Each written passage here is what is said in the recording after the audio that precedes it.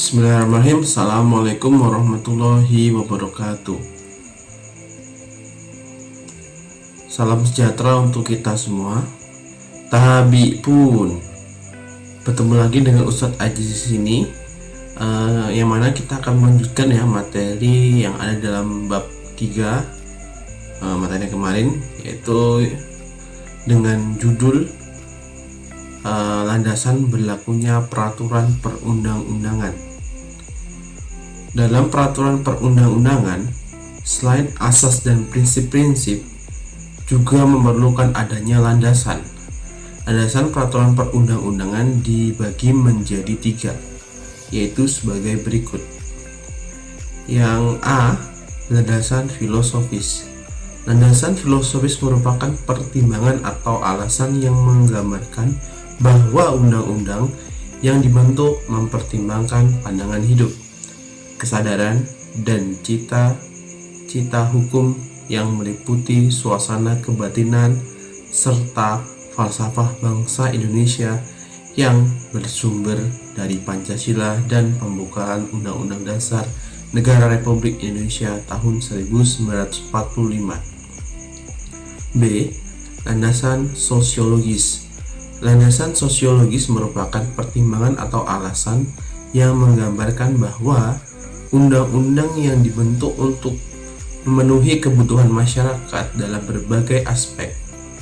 Landasan sosiologis sesungguhnya menyangkut fakta empiris mengenai perkembangan masalah dan kebutuhan masyarakat dan negara. C. Landasan yuridis. Landasan yuridis merupakan pertimbangan atau alasan yang menggambarkan bahwa peraturan yang dibentuk untuk mengatasi permasalahan hukum atau mengisi kekosongan hukum dengan mempertimbangkan aturan yang telah ada, yang akan dibuat, atau yang akan dicabut guna menjamin kepastian hukum dan rasa keadilan masyarakat.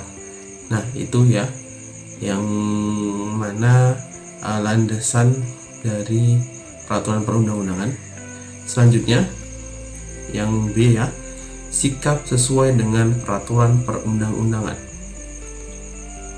Peran hukum di dalam masyarakat adalah menjamin kepastian dan keadilan, membangun masyarakat sadar hukum dan taat hukum merupakan cita-cita dari adanya norma-norma yang menginginkan masyarakat yang berkeadilan hingga sendi-sendi dari budaya masyarakat yang berkembang menuju terciptanya suatu sistem masyarakat yang menghargai satu sama lain.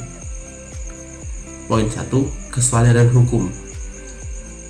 Kesadaran hukum adalah kesadaran diri sendiri tanpa tekanan, paksaan, atau perintah dari luar untuk tunduk pada hukum yang berlaku, namun berisi perintah dan larangan.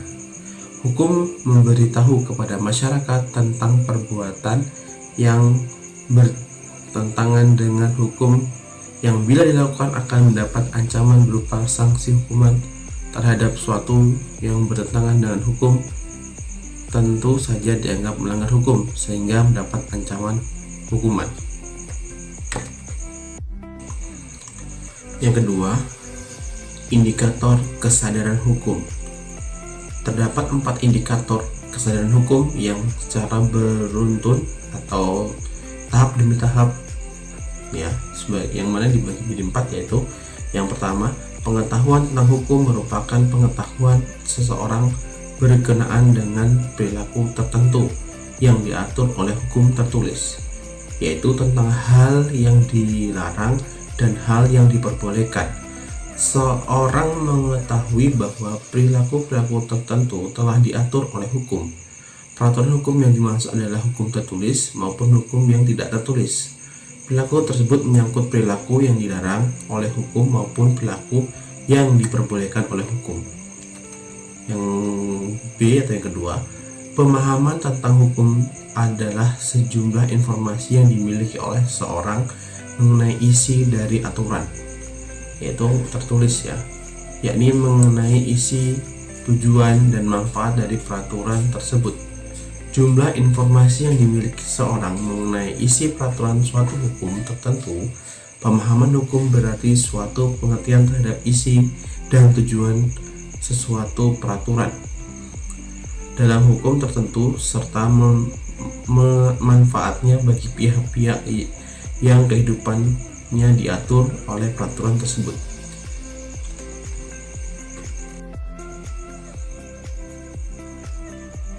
Yang C atau yang ketiga, sikap terhadap hukum adalah suatu kecenderungan untuk menerima atau menolak hukum karena adanya penghargaan atau keinsyafan bahwa hukum tersebut bermanfaat bagi kehidupan manusia. Dalam hal ini sudah ada elemen apresiasi terhadap aturan hukum. Yang D atau yang keempat, perilaku hukum adalah tentang berlaku atau tidaknya suatu aturan hukum dalam masyarakat. Jika berlaku suatu aturan hukum, sejauh mana berlakunya dan sejauh mana masyarakat mematuhinya. Nah, itu tentang indikator kesadaran hukum ya, yang mana bagian di 4. Selanjutnya yang ketiga adalah faktor-faktor kesadaran hukum. Ketika membahas kesadaran hukum masyarakat, maka akan mempunyai taraf kesadaran hukum yang masih relatif rendah. Hal ini disebabkan kesadaran hukum ditentukan oleh faktor-faktor sebagai berikut. A. Rasa takut pada sanksi. B. Memelihara hubungan baik dengan kelompok. C. Memelihara hubungan baik dengan penguasa. D. Kepentingan pribadi terjamin. E. Sesuai dengan nilai yang dianut. Yang keempat, contoh perilaku menaati hukum. Menaati peraturan perundang-undangan dapat diwujudkan dengan hal-hal berikut. A. Dalam bidang ekonomi, yaitu sebagai berikut. 1. Tidak menguasai kekayaan alam yang menguasai hajat hidup orang banyak atau yang telah dikuasai oleh negara. 2. Tidak berjualan di sembarang tempat. 3. Tidak melakukan korupsi, kolusi, dan nepotisme atau KKN. Selanjutnya B. Dalam bidang pertahanan dan keamanan, yaitu sebagai berikut. 1. Tidak membuat kerusuhan yang dapat meresahkan masyarakat. 2. Tidak ikut bergabung dengan organisasi terlarang.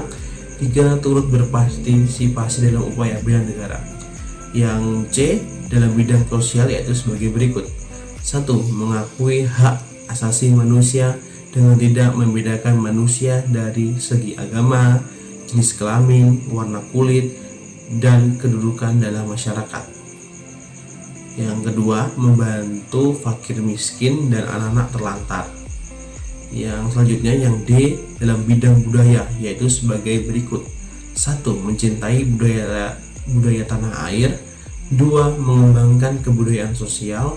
3. Melestarikan nilai-nilai luhur bagi Indonesia, melestarikan nilai-nilai luhur bangsa Indonesia. 4. Bersikap selektif terhadap kebudayaan asing yang masuk.